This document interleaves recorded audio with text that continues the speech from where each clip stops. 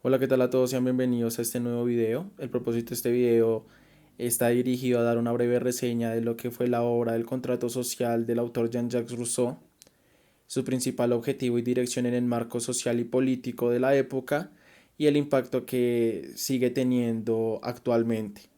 Este video está conformado por Angie Camila Molano Tafur, Juan Felipe Morales Romero y Kevin Felipe Trujillo Mora, estudiantes de Derecho del primer semestre en la Universidad Militar Nueva Granada. A continuación iniciaremos el video dando un breve resumen de la vida de Jean-Jacques Rousseau. Buenas tardes, yo les voy a hablar sobre John Rousseau. ¿Quién era John Rousseau?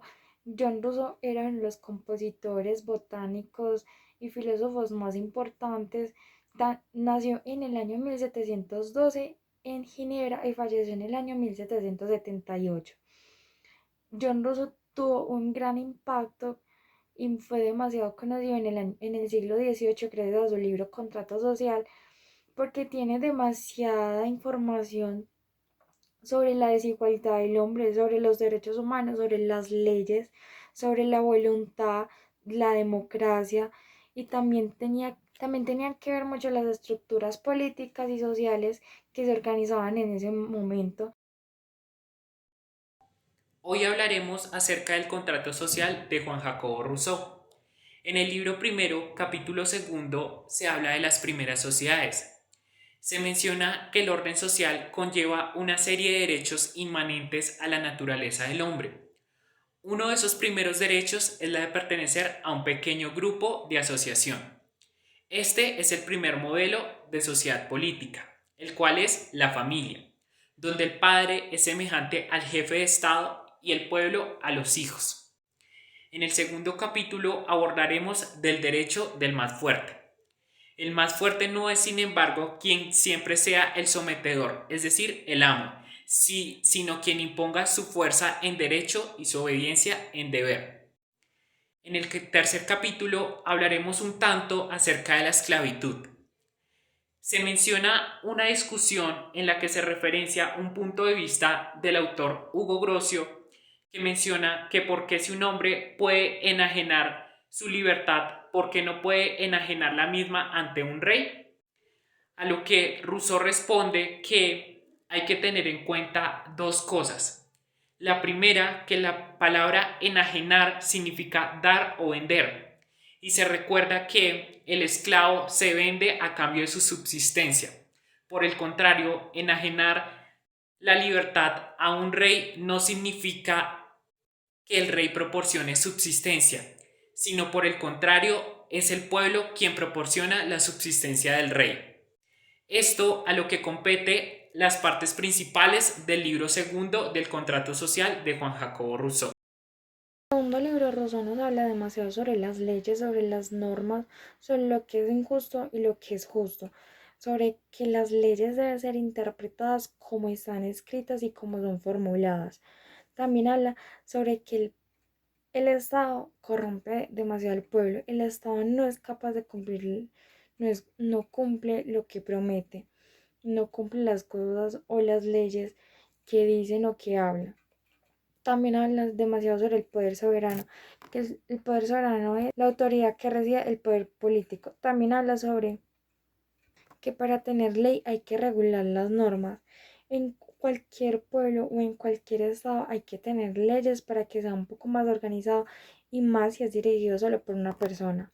Y en cada uno de estos capítulos habla que las leyes siempre deben ser cumplidas como están postuladas o como están escritas por el Estado. Las leyes siempre tienen que ser cumplidas a la imagen. Cualquier ley. Vamos ahora con el tercer libro del contrato social de Juan Jacobo Rousseau. En este se inicia con el primer capítulo que habla del gobierno en general. En el gobierno en general se destacan dos aspectos fundamentales para que el poder sea legítimo. Uno, que se constituya un poder legislativo y otro, que se constituya un poder ejecutivo. Se menciona también que uno tiene más prevalencia que el otro. Esto porque el poder legislativo es el que proporciona las leyes y además es el que protege los derechos civiles. Por el contrario, el poder ejecutivo es el que proporciona más las formalidades acerca del Estado. Ahora vamos con otro capítulo, el cual es la división de los gobiernos. Se tiene entendido que los gobiernos se dividen en tres partes categóricamente, los cuales son la aristocracia, la monarquía y la democracia. De la aristocracia se puede decir que es la concentración de poder en unos pocos y que más adelante se convertirá en oligarquía. De la democracia se define en que es la delegación del poder en las mayorías o en las minorías. Y de la monarquía es la concentración de poder en un particular. Ahora bien, vamos con otro capítulo, el cual es los rasgos de un buen gobierno.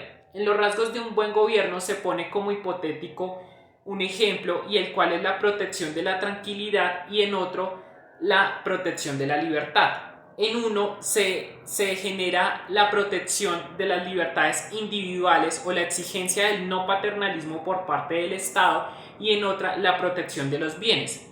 A lo que se llega con este ejemplo es a una incógnita de qué es un buen gobierno. Simplemente se dejan más ficciones que resolvencias frente a esta pregunta. Ahora bien, vamos con los rasgos de la monarquía. La monarquía, como ya habíamos mencionado, es la concentración del poder en una sola persona, pero que justifica sus acciones con la ley y que además administra el Estado sin la ley, sino con sus convicciones propias.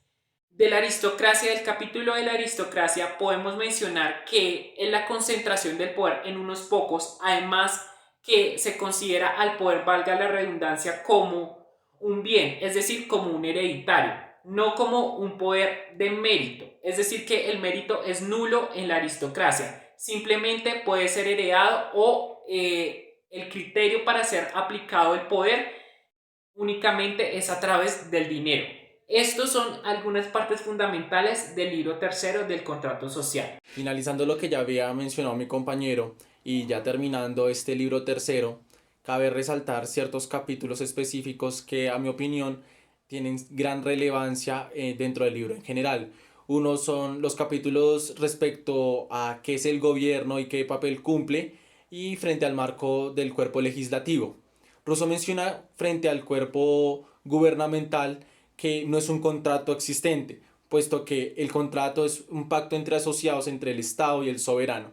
Partiendo de este orden de ideas, lo que Rousseau da a entender es que el gobierno está sometido a la voluntad del pueblo, pues el pueblo es el quien decide cómo será estructurado el gobierno y qué tipo de gobierno soportaría.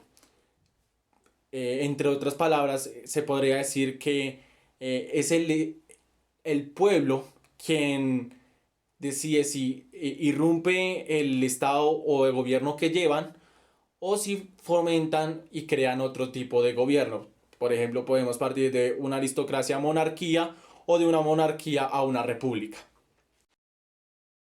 Llegamos ya a la parte final del libro El contrato social y corresponde al libro cuarto, en el cual destacaré los capítulos que a mi parecer son los más relevantes de todo el libro.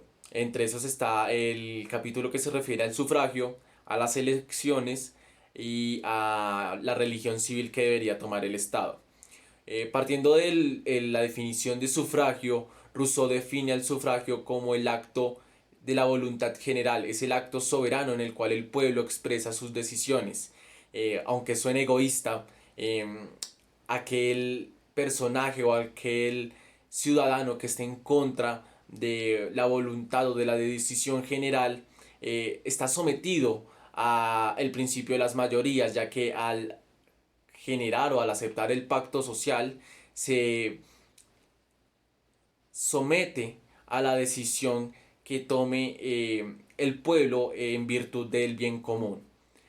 Con esto surgimos también a las elecciones. Las elecciones para Rousseau parte de que no es el concepto que da Montesquieu sobre decidir a la suerte, sino que por el contrario empieza a redactar una breve reseña histórica desde la antigüedad con Roma de cómo deberían de emplearse las elecciones, basándose en cómo los romanos, al ser un pueblo soberano, define él que Roma era un pueblo soberano tanto en hecho como en derecho, porque ellos empleaban mediante la voluntad y las decisiones de cada ciudadano la elección de cónsules y de los gobernadores. Con esto llegamos también a a definir lo que para Rousseau viene siendo la religión civil o la religión que más le conviene al Estado.